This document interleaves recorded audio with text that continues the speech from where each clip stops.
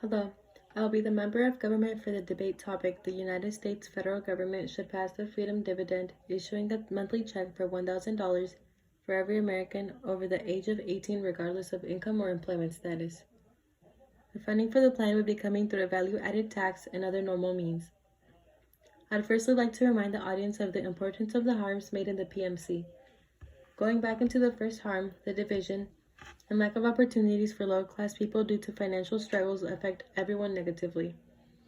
A division that is made is seen in education, where many Americans are left without a higher education due to not having the resources to pursue it.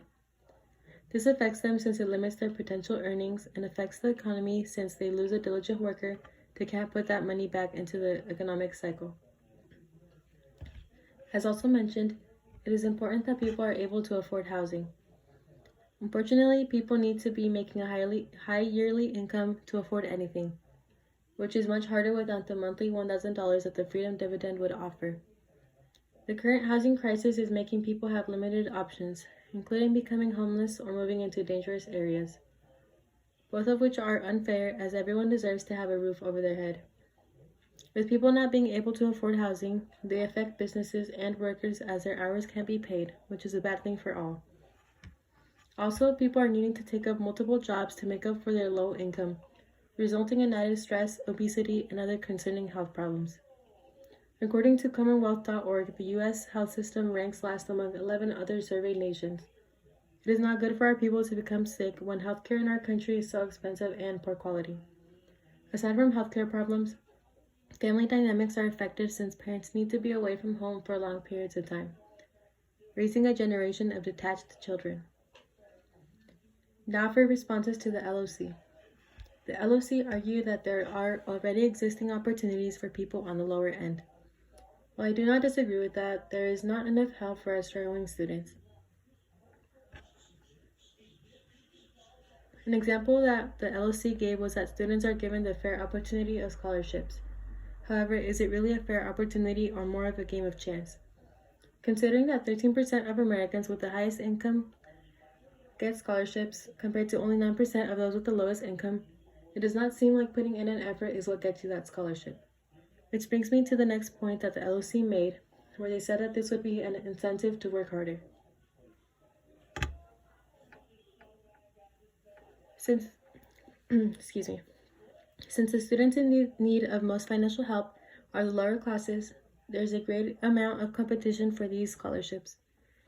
In turn, this does the opposite, as many will believe that they have no chance of winning a scholarship and keeping them from participating and needing to accept soul-sucking loans.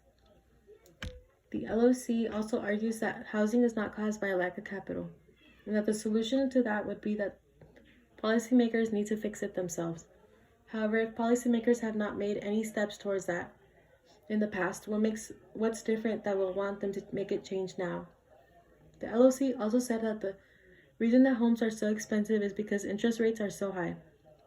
The interest rates are going to be high regardless due to the housing crisis, and the freedom dividend would give people a bit more available income to be able to pay off those interests, as having the $1,000 monthly boost is better than not having it at all. The LOC agreed that the decline of health in people with multiple jobs is bad and did not argue this. They did argue that lowering cost of living should be the solution. While yes, this sounds like an amazing solution, the cost of living only continues to go up each year, where people can no longer keep up with the fast-moving economy. The LOC also questioned whether or not the freedom dividend would be taxable. It is not sure if it would be or not, yet they said that either taxable or not, it would be bad, but we argue that it's the opposite. If it is taxable, it would not affect lower income people as much since their yearly income is on the lower end. If they have dependents, it's better for them as they receive credit and are taxed less. While on the other hand, high-class people would treat it as pocket change and does not affect them much considering that the government forgives their debt often. If it is not taxable, then the people will be able to have that $1,000 monthly without having any repercussions during taxing season. I would like to add on that there have been similar smaller scale programs in the past that have turned out to have a positive impact on people. An example of this would be the pandemic stimulus checks.